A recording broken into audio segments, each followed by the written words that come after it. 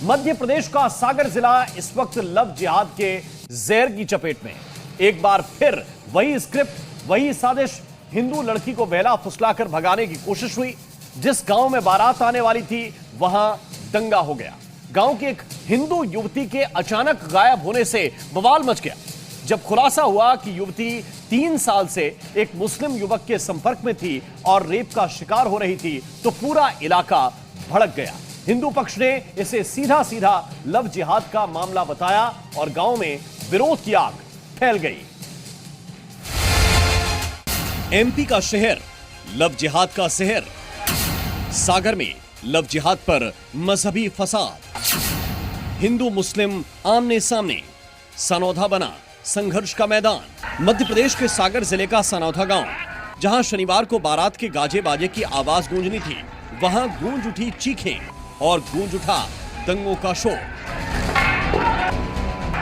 दावा है कि एक हिंदू लड़की अपने मुस्लिम प्रेमी संग भाग गई और फिर शुरू हुआ लव जिहाद वाला बवंडर, जिसने पूरे गांव को 2 धर्मों की लड़ाई में झोंक दिया।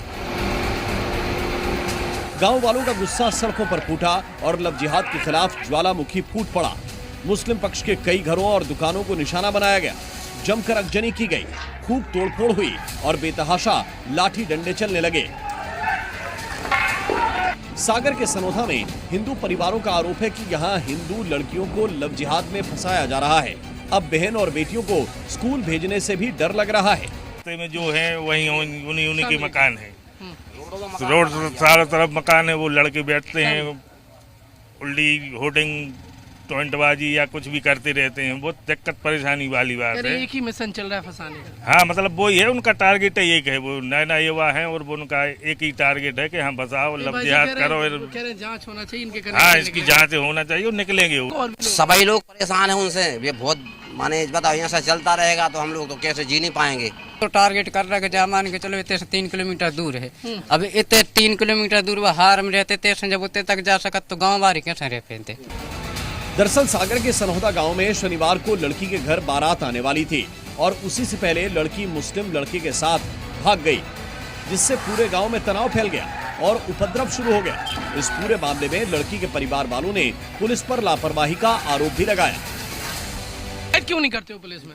आपको सुनता है, कोई नहीं सुनता है। हमारी तो रिपोर्ट नहीं लिखी गई, 5 घंटे पुलिस ने गुमराह किया। लिखी गई, वो जो लिखाने था वो नहीं लिखा, गलत रिपोर्ट लिख दे, गुमशुदा की रिपोर्ट लिख दी, नाम दर्ज रिपोर्ट लिखी। अच्छा, जो आपकी नातिन गई तो क्या FIR कराई थी आपने? FRI कराई थी, नाम दर्ज FRI लिखाई थी हमने। अच्छा, आपने नाम लिखाया था? नाम लिखाया था, बाकी ने गुमशुदा रिपोर्ट लिखी है, पुलिस ने लिखी है। हाँ, कहो तो रिपोर्ट दिखाया, दीपापोती कर दी। 5 लाख रुपया ले लिया इसने सुबह ने, कल थाने में। किससे ले लिया? कल भी मुसलमान ने 5 लाख रुपया दिए हैं पुलिस थाने में। फिलहाल पुलिस ने लड़के और लड़की को ग्वालियर में पकड़ लिया है। अब पूरे मामले पर दोनों से पूछताछ की जाएगी। पुलिस के मुताबिक दोनों अजमेर भागने की तैयारी में थे। सांप्रदायिक हिंसा मामले में नया मोड़ तब आया जब पता चला कि अनस 3 साल से युवती का शारीरिक शोषण कर रहा था।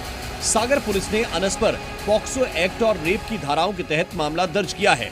यहाँ पर वो प्रेमी जोड़ा ग्वालियर में कहीं भागकर आया हुआ है, जिसकी सूचना पर हम लोगों ने तस्दीक की और सर्च अभियान भी चलाया, जिसमें हमने उनको दोनों प्रेमिकाओं को केसर टावर के पास से अपना अरेस्ट रोड है, वहाँ से हमने उनको दस्तयाब किया है और सागर की पुलिस को हमने सूचना दी थी। वो सागर की पुलिस उनको लेकर सागर के रवाना हो गई। वहीं सागर में फैले लव जिहाद के जहर पर मध्य प्रदेश बीजेपी अध्यक्ष VD शर्मा ने कहा कि कई लोग लव जिहाद में लगे हैं और बीजेपी सरकार ऐसी साजिशों को ध्वस्त करेगी। तो वहीं MP के डिप्टी CM राजेंद्र शुक्ला ने भी कहा कि कानून तोड़ने वाले नहीं बचेंगे। इस प्रकार के लव जिहाद, अपनी पहचान छिपा करके बेटियों को गुमराह करना, ये एक नहीं कई प्रकार की घटना ऐसे लोग करने का प्रयास करते हैं। लेकिन समाज में इस प्रकार के लोगों को नहीं छोड़ा जाएगा कि कानून इस पर अपना काम करेगा। अगर किसी ने ऐसा किया है तो कानून काम करेगा, लेकिन कानून हाथ में कोई नहीं लेगा। ये मध्य प्रदेश की भारतीय जनता पार्टी की सरकार है, इसलिए कानून जो आवश्यक है वो उचित कार्रवाई होगी। कानून को तोड़ने वाले लोगों के अंदर ये डर है क्योंकि उनको न तो कोई पॉलिटिकल संरक्षण है। पहले अपराधी वहाँ पर स्वतंत्र हो जाते थे जहाँ पर राजनीतिक संरक्षण उनको मिलता था, लेकिन भारतीय जनता पार्टी की सरकार में अपराधियों को संरक्षण राजनीतिक रूप से नहीं है, ये सब जानते हैं, और इसलिए उसके बावजूद यदि कोई अपराध करता है तत्काल उस पर कार्रवाई होती है। जीरो टॉलरेंस पे हमारी सरकार अपराध के प्रति हमारा रवैया है। दरअसल सागर में शादी से ठीक पहले लड़की लापता होने के बाद तनाव काफी बढ़ गया था, जिसका नतीजा रहा कि घरों में आग तक लगा दी गई, जमकर तोड़फोड़ की गई। फिलहाल एहतियात के तौर पर भारी पुलिस बल को तैनात किया गया है। पुलिस लोगों से शांति बनाए रखने की अपील कर रही है। प्रमोद शर्मा के साथ ब्यूरो रिपोर्ट, जी मीडिया। और आइए अब रुख करते हैं उत्तर प्रदेश के संभल का, जहां योगी फोर्स ने आज डबल अटैक किया। एक तरफ संभल के जनेता शरीफ दरगाह में चल रहे अवैध अस्पताल पर बुलडोजर चला दिया गया, तो वहीं संभल पुलिस ने पिछले साल हुए दंगों के मास्टरमाइंड की करोड़ों की संपत्ति भी सीज कर दी। देखिए संभल से जी न्यूज की ये एक्सक्लूसिव रिपोर्ट। संभल में 5 महीने पहले जहां पत्थरबाजी हो रही थी, जिन इलाकों की गलियों से पुलिस के जवानों पर हमले किए जा रहे थे, वहां आज योगी फोर्स ने डबल अटैक किया है। पहली तस्वीर संभल के जनेता दरगाह शरीफ में बने अवैध अस्पताल की है, जिस पर नगरपालिका की टीम ने बुलडोजर चलाकर उसे ध्वस्त कर दिया। वहीं दूसरी तस्वीर संभल में दंगे के सूत्रधार शारिक साटा की है, जिसकी करोड़ों की संपत्ति को संभल पुलिस ने सीज कर दिया। सबसे पहले देखिए दरगाह के अंदर अवैध निर्माण पर बुलडोजर का प्रहार, जिससे पूरे संभल में हड़कंप मच गया। आरोप है कि इस अस्पताल का काफी हिस्सा नगरपालिका के नाले पर अतिक्रमण कर बनाया गया था, लिहाजा उसे पीले पंजे से वार कर जमींदोज कर दिया गया। वैसे आपको बता दें कि ये वही अस्पताल है जिसे दरगाह के अंदर अवैध रूप से चलाने का आरोप भी लगा था, और जब कुछ दिन पहले संभल की एसडीएम ने छापेमारी की तो एक्सपायर्ड दवाएं भी मिली थी।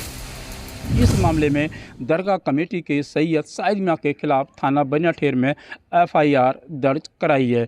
उन पर बिना रजिस्ट्रेशन के स्वास्थ्य विभाग में बिना रजिस्ट्रेशन के अवैध अस्पताल के संचालन का आरोप है। फिलहाल अब इस मामले में पुलिस आगे की कार्रवाई करेगी।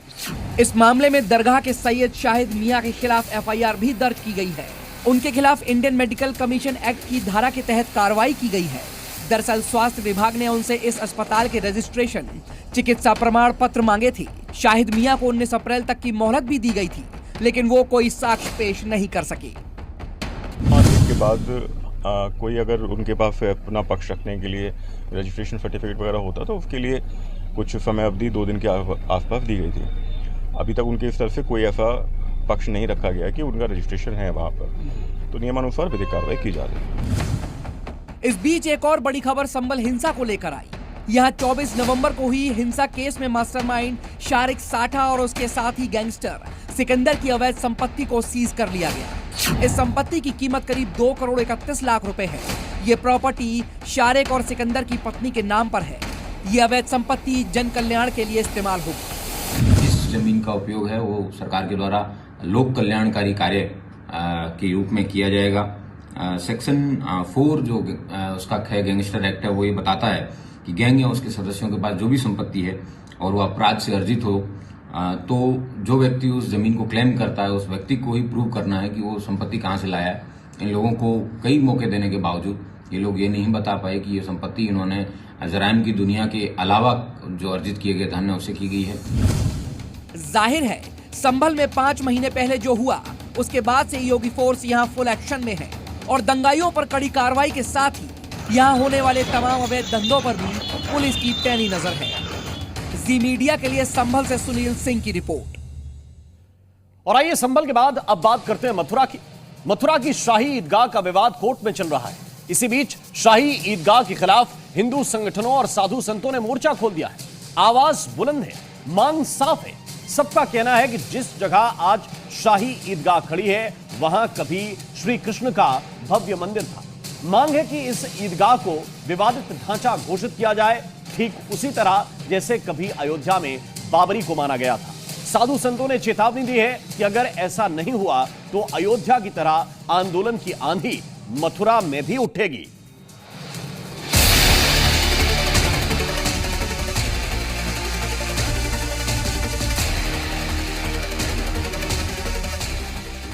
क्या मथुरा में दोहराई जाएगी बाबरी की कहानी? ये तोड़ के बनाई गई, ये तो अपने आप में ही तय करती है कि ये तोड़ के बनाए गए हैं। तो जब ये तोड़ के बनाए गए हैं तो हम उनको तोड़ करके अपना मंदिर बनाएंगे। शाही ईदगाह पर छिड़ी आर पार की लड़ाई। नबी ने कहनी है। और रही बात संविधान एवं धर्म की, बात यह है कि हमारी जो चीज़ है, हमारे ठाकुर की जो चीज़ है वो हमारी ही सनातन की है। अब सनातन की जो चीज़ पर कोई अब वो अपना कब्जा जमाना चाहे वो अब तो होने नहीं देंगे। एवं जो हमारी इस चीज़ को उन्होंने दबा रखा है उसको हम छीन के रहेंगे। शाही ईदगाह को विवादित ढांचा घोषित करने की मांग। भारत में जितने भी मुस्लिमों ने इसे कब्जा किए हुए हैं, सारी मस्जिदें तोड़कर कोर्ट के माध्यम से हिंदू समाज वापस लेके मानेगा। शाही ईदगाह का क्या बाबरी जैसा होगा अंजाम? विवादित ढांचा तो है ही, वो विवाद उनकी तरफ से है, विवाद हमारी तरफ से नहीं है। मथुरा की पवित्र भूमि पर एक बार फिर बड़े आंदोलन की धमक सुनाई देने लगी है। मथुरा की शाही ईदगाह के खिलाफ आस्था का ज्वालामुखी फटने को तैयार है। आवाज बुलंद हो उठी है कि मथुरा की शाही ईदगाह को भी उसी तरह विवादित ढांचा कहा जाए जैसे कभी अयोध्या की बाबरी मस्जिद को कहा जाता था। विवादित ढांचा घोषित करने की मांग उनकी है। हम कह रहे हैं हमारी सारी प्रॉपर्टी वो हमारी है, भगवान श्री कृष्ण की रिकॉर्ड में दर्ज है। तो मैं अपने देश में जो मेरे रामकृष्ण और विश्वनाथ जो हमारे ईष्ट है, उनकी प्राकट स्थली के बगल में एक मस्जिद, ये अपने आप में संदेह नहीं करती कि ये तोड़ के बनाए गए हैं। ये तो अपने आप में ही तय करती है कि ये तोड़ के बनाए गए हैं। तो जब ये तोड़ के बनाए गए हैं तो हम उनको तोड़ करके अपना मंदिर बनाएंगे। तो हम तो अब शांत नहीं बैठने वाले। अब शांत इसलिए नहीं बैठने वाले क्योंकि वो लोग अशांति से हम सब कुछ छीन लेना चाहते हैं। तो भैया शांति से यहाँ चूड़ियाँ की हम लोगों ने भी नहीं पहनी है। और रही बात संविधान एवं धर्म की, बात यह है कि हमारी जो चीज़ है, हमारे ठाकुर की जो चीज़ है वो हमारी ही। दरअसल मथुरा की शाही ईदगाह का विवाद कोर्ट में चल रहा है और अब इसको लेकर एक याचिका भी दाखिल की गई है कि उसे विवादित ढांचा घोषित किया जाए। दावा है कि औरंगजेब ने श्री कृष्ण जन्म स्थान का मंदिर तोड़वाकर वहां मस्जिद खड़ी कर दी थी। अब उसी स्थल को हिंदू समाज वापस लेना चाहता है। हिंदू तो इतना सरल होता है कि विवाद करता ही नहीं है। हमारी जमीन हमने कब्जा करवाई, उसके बाद आज भी हम कोर्ट के द्वारा मांग रहे हैं। कोई जबरदस्ती करके, जैसे उन्होंने तोड़ के मस्जिद बना लिया, ऐसे मस्जिद नहीं बना रहे हैं। हम कोर्ट के द्वारा राम मंदिर लिया, कोर्ट के द्वारा मथुरा का मंदिर लेने वाले हैं। तो विवादित तो होने का मतलब ही नहीं है। वो ढांचा है, कोई मस्जिद है ही नहीं। विवादित ढांचा तो है ही, वो विवाद उनकी तरफ से है, विवाद हमारी तरफ से नहीं है। अब बड़ा सवाल यह है कि क्या एक और विवादित ढांचे की उल्टी गिनती शुरू हो चुकी है? क्या कोर्ट शाही ईदगाह को विवादित ढांचा मानेगा? इस पर सबकी नजरें हैं। ब्यूरो रिपोर्ट, जी मीडिया। हैदराबाद की सड़कों पर कल वक्फ के खिलाफ हल्ला बोल रैली निकली। एआईएम पीएलबी के बैनर तले आयोजित वक्फ कानून विरोध रैली में ओवैसी साहब ने फिर से वही पुराना राग अलापा। मुसलमानों के साथ नाइंसाफी, अधिकार छीने जा रहे हैं, मोदी सरकार मुस्लिम विरोधी है और न जाने क्या क्या। ओवैसी की भड़काऊ तकरीरों पर देश के मुसलमान बंटते नजर आए। जहां एक पक्ष ओवैसी की भाषा और इरादों से सहमत नजर आया, वहीं दूसरा पक्ष साफ कह रहा है कि देश में कानून और व्यवस्था बनी रहनी चाहिए। जो कहते हैं कि अगर कोर्ट कानून बनाएगा तो पार्लियामेंट को बंद कर दो।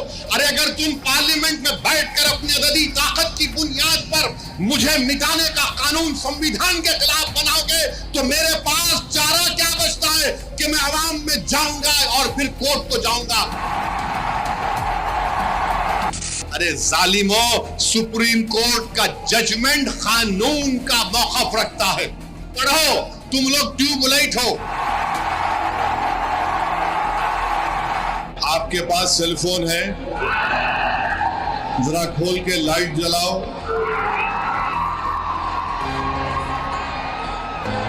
ताकि हमारे बीजेपी वालों की दिमाग की बत्ती जले। लाइट खोलो ताकि हम इस वक्त कानून के खिलाफ पूरे मुल्क को पैगाम दे सके। साल से नरेंद्र मोदी सिर्फ मुसलमानों की मजहबी शनाख्त पर हमला कर रहे हैं। 11 साल से नरेंद्र मोदी सिर्फ मुसलमानों की मस्जिदों को छीनने की कोशिश कर रहे हैं। नरेंद्र मोदी ये समझते हैं कि मैं बाबा साहेब अम्बेडकर से बड़ा दूरंदेश हूँ। मिस्टर मोदी, आप अम्बेडकर के पैर की धूल भी नहीं है इस बात को याद रखना। या मदरसा बना हुआ है तो उसको तोड़ फोड़ जो किया जा रहा है वो गलत है। भीड़ में लहराते काले झंडे, एक साथ मोबाइल की टॉर्च जलाते सैकड़ों मुसलमान और मंच से भाषणबाजी करते ओवैसी। फेल नहीं रहे, उनकी माँ बाप मर रहे हैं, मर गए हैं। ये तस्वीरें हैं हैदराबाद की, जहां कल AIMPLB की अगुवाई में वक्फ कानून के खिलाफ बहुत बड़ा प्रोटेस्ट हुआ, जिसमें भड़काऊ भाईजान और AIMIM के मुखिया असदुद्दीन ओवैसी भी शामिल हुए। इस विशाल विरोध प्रदर्शन के दौरान ओवैसी ने केंद्र सरकार पर जमकर निशाना साधा। एक बार फिर नए वक्फ एक्ट को संविधान विरोधी और काला कानून करार दिया। ऐसे कानून बना रहे हो जो हमारे आईन और संविधान के फंडामेंटल राइट के खिलाफ है। मैंने पार्लियामेंट में उस कानून को फाड़ा तो सिर्फ अपने तौर पर नहीं फाड़ा, बल्कि भारत के गयूर तमाम हिंदुस्तानियों की तरफ से उस कानून को फाड़ा। ओवैसी के बयान और वक्फ कानून को लेकर देश के मुसलमान अब खुद दो खेमों में बढ़ते नजर आ रहे हैं। एक तरफ वो जो मानते हैं कि वक्फ कानून के नाम पर उनकी संपत्तियां छीनी जा रही हैं, तो दूसरी तरफ वो जो कहते हैं देश की हालत ठीक नहीं है और ऐसे भड़काऊ भाषण सिर्फ आग में घी डालते हैं। आने वाले दिनों में तो वैसा ही नक्शे कदम पर चला जा रहा है। अगर हम लोग आज वक्त में नहीं चाहते तो मेरे साथ भी यही हाल होगा। जो है फिलिस्तीन के साथ हो रहा है वो हम लोग के साथ भी होगा। आज हम लोग को जो है सब मुसलमान को मुतहद होने की जरूरत है। देश के कई मुसलमान ये भी कह रहे हैं कि अगर वक्फ संपत्ति से जुड़ी कोई दिक्कत है तो कोर्ट है, लेकिन सड़कों पर उतरकर प्रोटेस्ट और धमकियों का क्या मतलब? जब से यहाँ लोकतांत्रिक व्यवस्था है तब से लेकर आज तक हमेशा कॉमनल पॉलिटिक्स ही हुआ है। या तो मंदिर मस्जिद है, या हिंदू मुसलमान है, या हिंदुस्तान पाकिस्तान है। जो संपत्ति है वक्फ बोर्ड का और मस्जिद का, उस पर इन लोग हमला करना चाह रहे हैं और उसको अपना अंडर में लेना चाह रहे हैं।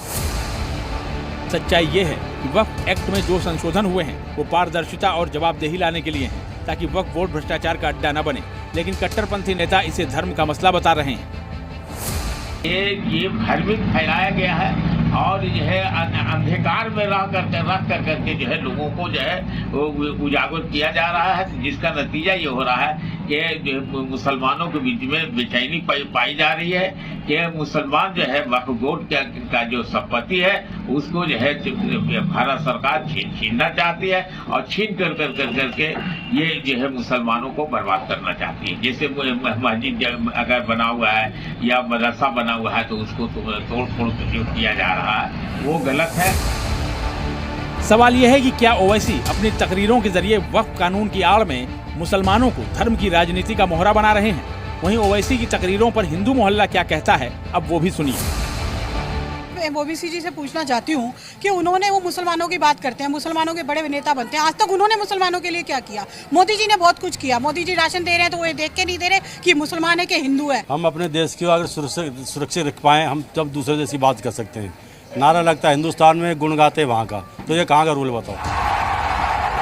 हैदराबाद में उमड़ा मुसलमानों का जन सैलाब, वक्फ एक्ट के खिलाफ उठी आवाजें और मंच पर असदुद्दीन ओवैसी की भड़काऊ तकरीरें, ये संविधान की रक्षा का तरीका है या उनकी नई पॉलिटिकल चाल? ये बड़ा सवाल है। ब्यूरो रिपोर्ट, जी मीडिया। और आइए अब रुख करते हैं पश्चिम बंगाल का, जहां मुर्शिदाबाद के हालात देखकर हर भारतवासी के मन में यही सवाल है कि क्या इन्हें कभी इंसाफ मिलेगा, क्या इन्हें सुरक्षा मिलेगी? हिंदुस्तान के कोने कोने से मुर्शिदाबाद के लिए न्याय की मांग हो रही, साथ ही ये ममता बनर्जी की निर्ममता पर सवाल भी उठाए जा रहे हैं। जलते बंगाल की तपिश दिल्ली तक महसूस की जा रही है, जहां मुर्शिदाबाद की हिंसा के खिलाफ विरोध हुआ।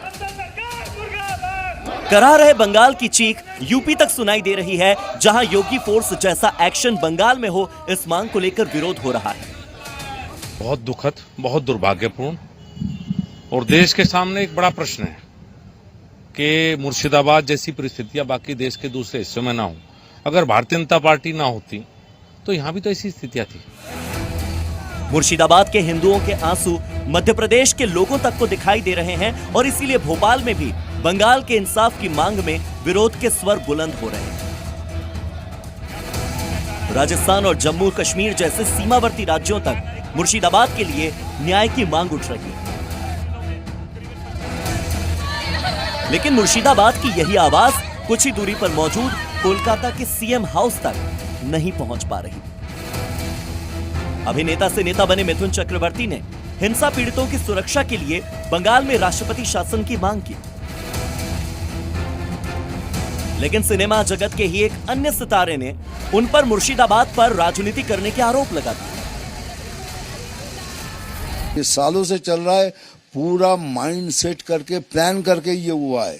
सरकार को पलटना है तो यही एक तरीका है और दूसरा कोई तरीका नहीं। मिथुन चक्रवर्ती कोई पॉलिटिकल फिगर नहीं है, कोई पॉलिटिक्स में उन्हें लाया गया है या बीजेपी के दबाव में आकर, बीजेपी के हमारे फ्रेंड्स लोगों के दबाव में आकर कुछ कह रहे हैं या उनको कहना पड़ रहा है।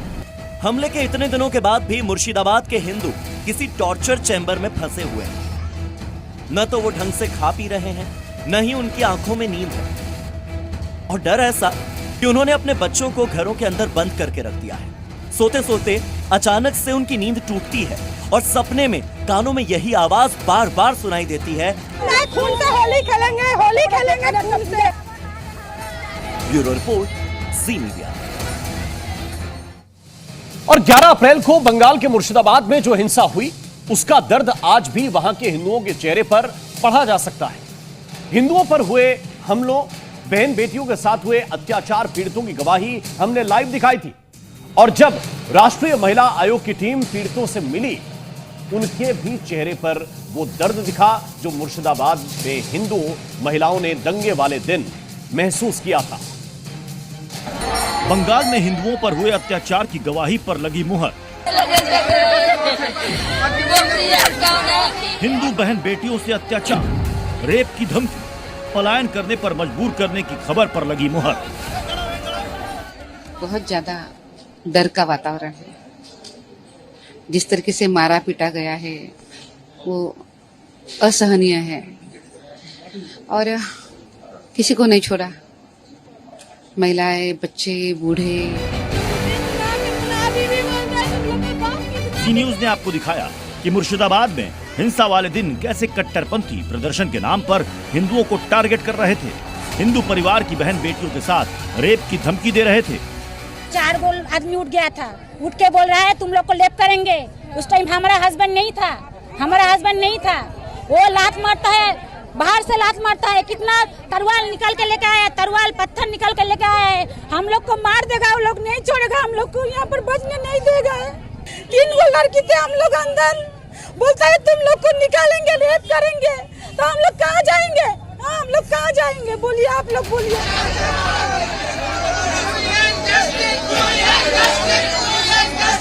हिंसा की जानकारी लेने के लिए जब एनसीडब्ल्यू की टीम मुर्शिदाबाद पहुंची तो वहां जो देखा उसे देखकर राष्ट्रीय महिला आयोग की अध्यक्ष विजया रहाटकर का गला भी रुंध गया।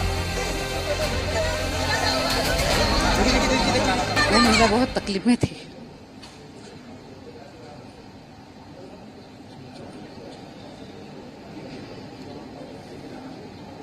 देखिए, जो उनके ऊपर गुजरी है उस जगह पे हमने खुद को खड़े करके देखना चाहिए कि जो उनके ऊपर वो जो सह रही है, ये वो डिजर्व नहीं करती। वो हमारी प्रदेश की अपनी बहनें हैं। अगर हम उस जगह पे खुद को खड़ा करके देखते हैं तभी हम उसका दर्द महसूस कर पाएंगे। हमने आपको दिखाया कि कैसे मुस्लिम कट्टरपंथी हिंदू परिवारों के साथ खून की होली खेलने की धमकी दे रहे हैं, हिंदू परिवारों पर हमले कर उन्हें डराने की कोशिश कर रहे हैं। बड़ा तलवार हिंदू लोग का हम लोग का क्या है घर में बताइए। हम लोग खून से होली खेलेंगे, खून से होली खेलेंगे, खून से। हम राज्यपाल से हमको केंद्र वाहिनी चाहिए यहाँ पर, हम लोग का बीएसएफ का कैंप चाहिए यहाँ पर। मुर्शिदाबाद में हिंदुओं के दर्द को देखकर एनसीडब्ल्यू की टीम ने जो बताया वो रोंगटे खड़े कर देने वाला है। हिंदू महिलाओं को अपने दुधमुहे बच्चों को कट्टरपंथियों से बचाने के लिए घर से भागना पड़ा, पलायन को मजबूर होना पड़ा। बंगाल में हिंदुओं पर हुए अत्याचार पर एनसीडब्ल्यू की टीम दर्द बांट रही है। कोई महिला के पति किया, बेटा किया, कोई महिला के बेटा का किया, सबका ऐसा करके घर से निकाल के खींच के बाहर जाके उनको बुचर के तरह उनको कुपा के काटाया गया। उसका भयानक है। ऐसा मामला बंगाल में हुआ क्या हम नहीं जानते हैं।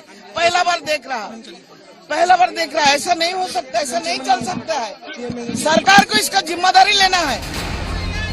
पश्चिम बंगाल में हिंदुओं का डर तथाकथित लिबरल गैंग को दिखाई नहीं दे रहा, लेकिन बंगाल में लॉ एंड ऑर्डर का दावा ठोकने वाली ममता बनर्जी को ऐसे कट्टरपंथियों पर तत्काल लगाम लगानी चाहिए।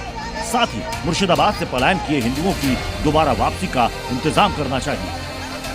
ब्यूरो रिपोर्ट, जी मीडिया। और बंगाल के बाद अब महाराष्ट्र की खबर, जहां पत्थरबाज गैंग एक्टिव हो गया। हम ऐसा इसलिए कह रहे हैं क्योंकि महाराष्ट्र में पहले नागपुर, फिर नासिक और अब परभणी, यहां भी नफरती पत्थर चले। परभणी में तो बच्चों के मामूली विवाद को भड़काने की कोशिश की गई। अगर देवा भाऊ की पुलिस सख्ती से नहीं निपटती तो फिर परभणी में भी साजिश बड़ी हो सकती थी। देखिए ये एक्सक्लूसिव रिपोर्ट। बेकाबू भीड़ के पत्थर, बवाल जमकर। महाराष्ट्र में एक्टिव पत्थरबाज।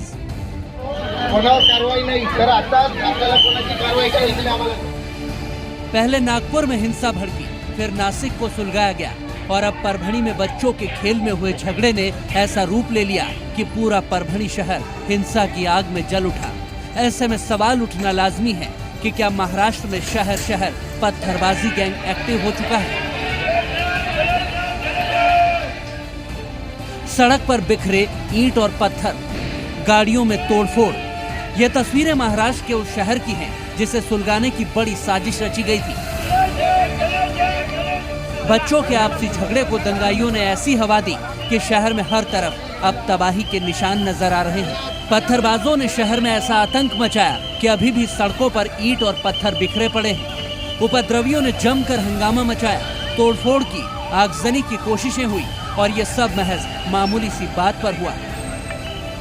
दरअसल खेलने के दौरान बच्चों में मामूली झगड़ा हो गया था, जिसके बाद हिंदू और मुस्लिम पक्ष आमने सामने आ गए। इसके बाद उपद्रवियों ने हंगामा शुरू कर दिया, गाड़ियों में तोड़फोड़ की और घरों पर पत्थर फेंके गए। पत्थरबाजी में कई लोग घायल भी हो गए। हालांकि पुलिस के अलर्ट होने की वजह से दंगा नहीं भड़का।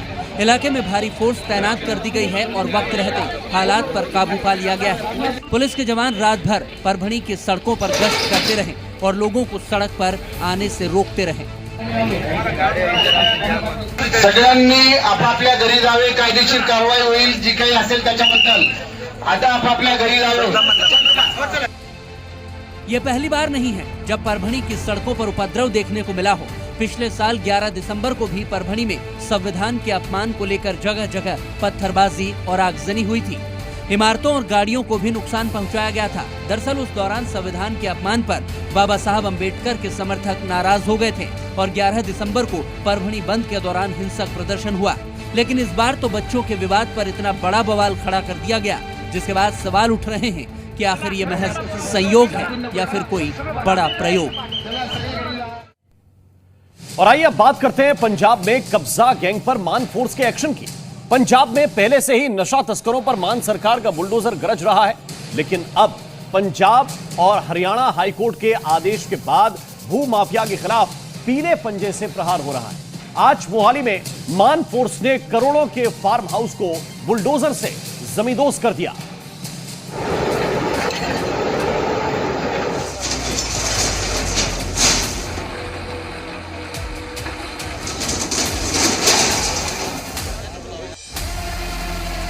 पंजाब में कब्जा गैंग पर बुलडोजर एक्शन।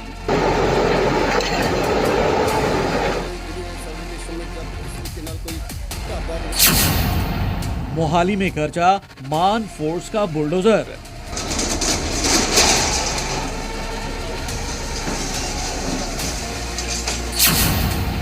करोड़ों का अवैध निर्माण जमींदोज।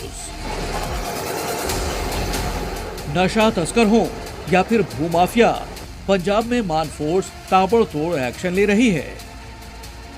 पिछले 1 महीने से नशा तस्करों के खिलाफ चलाए जा रहे अभियान के तहत कई घरों पर बुलडोजर चल चुके हैं।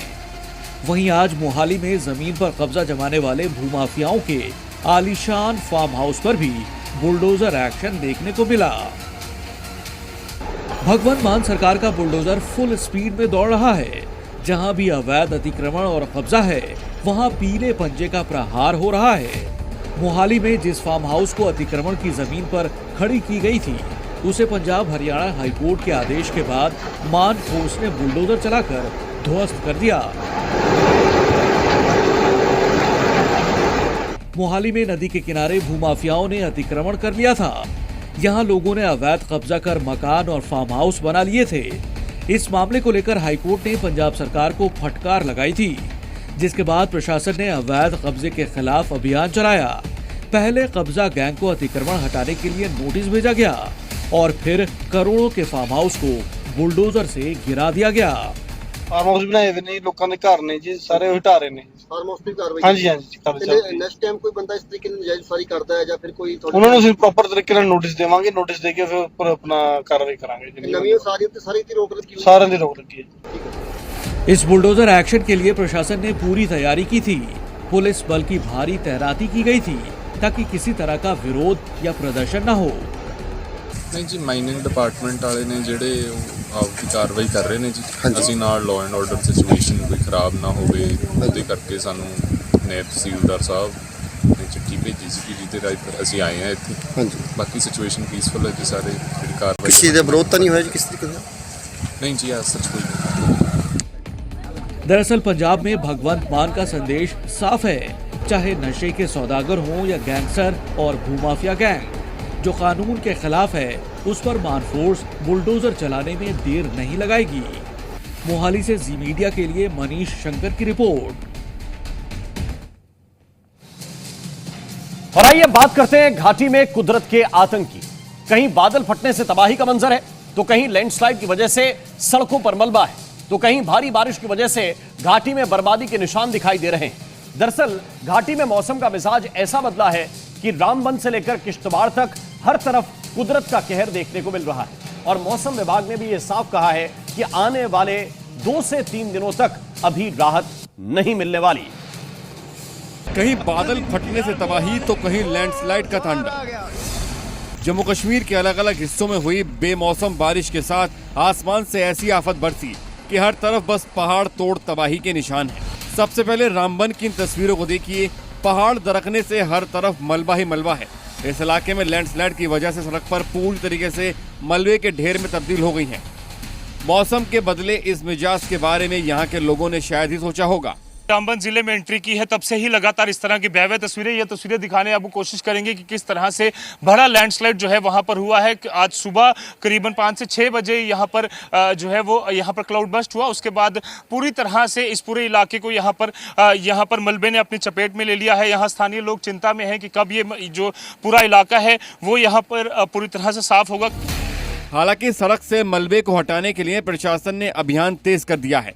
इस इलाके में कैफेटेरिया मोड़ पे भारी तबाही का मंजर, और ये जेसीबीज अब लगी हुई है कि जल्द से जल्द इस मलबे को यहाँ निकाला जा सके। साफ तौर पर ये भयावह तस्वीरें किस तरह से पानी का मंजर और साफ तौर पर ये दर्शाती है कि कितना बड़ा ये लैंडस्लाइड है। और जेसीबीज आप दूर तक देखिए, लगातार जेसीबीज जो है वो यहाँ पर चल रही है ताकि जल्द से जल्द इस पूरे मलबे को यहाँ पर हटाया जा सके।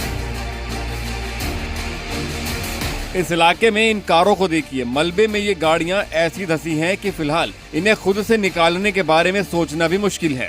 ये देखिए तस्वीरें, कुछ नहीं दिख रहा है इस गाड़ी का, सिर्फ एक कांच के अलावा। लगातार रात को ये लगी हुई थी और यहाँ पर जो कितने फुट जो मलबा है वो यहाँ पर भर चुका है। कौन सी गाड़ी भैया? टाटा नेक्सॉन है। नेक्सॉन गाड़ी है, काफी ऊंची गाड़ी मानी जाती है। तो जी, अच्छी ग्राउंड क्लियरेंस के साथ थी। तो ये मेरी ही गाड़ी है। अच्छा, आपकी है? जी जी। तो ये अब आप कहाँ थे जब ये? एक्चुअली मैं ड्यूटी था, मेरी ड्यूटी यहाँ फॉरेस्ट चेक पोस्ट पे। अच्छा। तो जब एकदम से फ्लैश फ्लड हुआ तो हम यहाँ से आगे भाग गए, तो गाड़ी को पहले जान बचानी थी। और तो और इन टैंकर्स को देखिए। पार्किंग में खड़े ये टैंकर किस तरह से बारिश के पानी में डूब गए हैं। ऐसा लग रहा है मानो इन बसों को किसी ने नदी में उतार दिया हो। और अब आप किश्तवाड़ के नागसेनी में हुए भूस्खलन की तस्वीर देखिए। देखते ही देखते पूरी सड़क मलबे से भर गई। यहाँ से हर किसी का आना जाना बंद हो चुका है। धरती की जन्नत कहे जाने वाले कश्मीर में बारिश के साथ लैंडस्लाइड तो हुई है, ओले भी पड़े हैं। कार की छत पर जमी बर्फ इस बात की गवाही दे रही है। मौसम के इस बिगड़े मिजाज से भारी नुकसान का अनुमान है। प्रशासन की टीम राहत और बचाव के काम में जुटी हुई है। लैंडस्लाइड के बाद यहाँ सड़कों पर लंबा जाम लग गया है। मुश्किल से पार पाने की तमाम कोशिशें जारी हैं, लेकिन राहत का काम युद्ध स्तर पर चलाए जाने की जरूरत है। इस बीच मौसम विभाग ने 2 से 3 दिन तक जम्मू कश्मीर में बारिश का सिलसिला जारी रहने का अलर्ट जारी किया है। खासकर पहाड़ों और ऊंचाई वाले इलाकों में आंधी गर्ज के साथ बारिश, ओलावृष्टि की संभावना है। रामबन, उधमपुर, पुंछ और बारामूला में लोगों को खास तौर पर अलर्ट रहने को कहा गया है। ब्यूरो रिपोर्ट, जी मीडिया। इजरायल और गाजा के बीच जंग छिड़ी हुई है।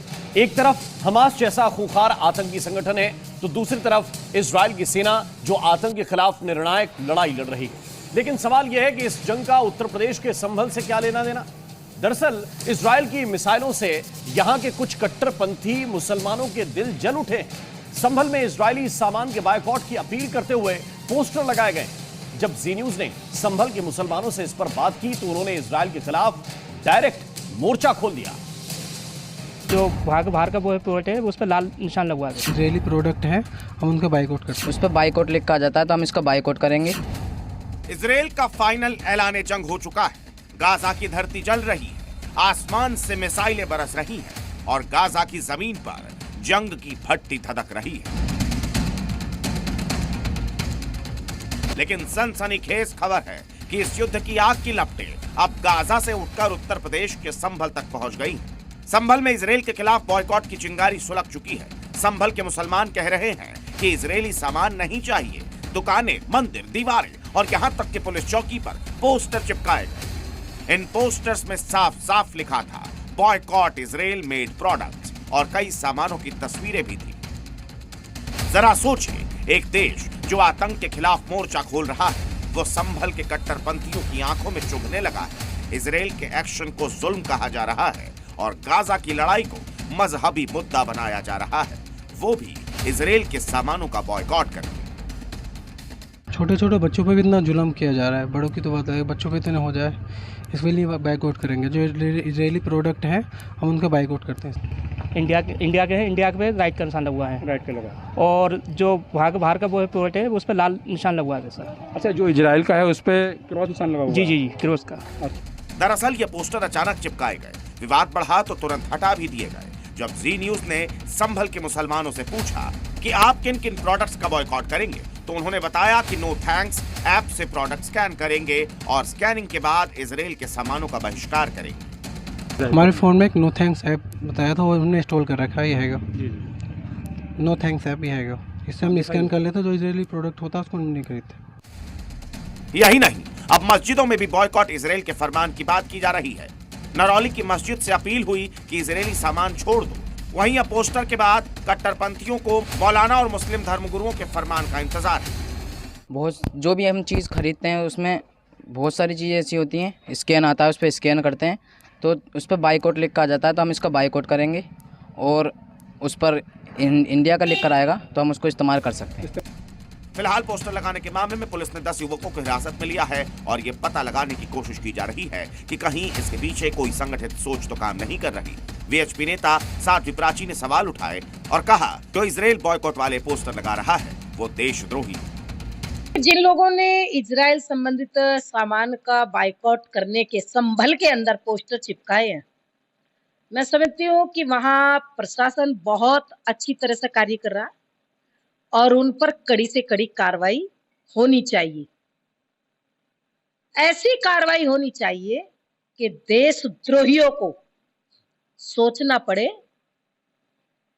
कि आगे से ऐसा कार्य कोई ना किया। सवाल यही है कि जब इजरायल अपनी जमीन और नागरिकों की सुरक्षा कर रहा है तो संभल में बैठे कुछ लोग आतंकियों के हमदर्द क्यों बन रहे हैं? सुनील सिंह, संभल, जी मीडिया। और क्या तहरीके तालिबान पाकिस्तान की उल्टी गिनती शुरू हो गई? अफगानिस्तान के साथ पाकिस्तान ने एक समझौता किया है और इस समझौते को टीटीपी का डेथ वारंट कहा जा रहा है। इस डील के बाद पाकिस्तान ने टीटीपी पर अटैक का एक बड़ा प्लान भी बनाया है। उसकी प्लानिंग अफगानिस्तान से लेकर पाकिस्तान तक टीटीपी की जड़ें खोदने की है। क्या टीटीपी की उल्टी गिनती शुरू हो गई है? क्या तालिबान का हिसाब करेगा पाकिस्तान? अफगानिस्तान से नापाक यारी टीटीपी पर भारी।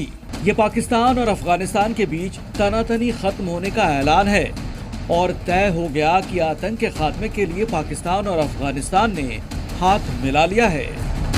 अफगानिस्तान और पाकिस्तान के बीच एक अहम समझौता हुआ इस समझौते के तहत दोनों देश अपनी जमीन का इस्तेमाल एक दूसरे के खिलाफ आतंकी कार्रवाई के लिए नहीं होने देंगे। हाल के दिनों में बढ़े तनाव और सीमा पर गोलीबारी के बाद दोनों पड़ोसी देशों के बीच ये डील अहम मानी जा रही है और उम्मीद ये जताई जा रही है कि इससे दोनों देशों के बीच रिश्ते मजबूत हो सकते हैं।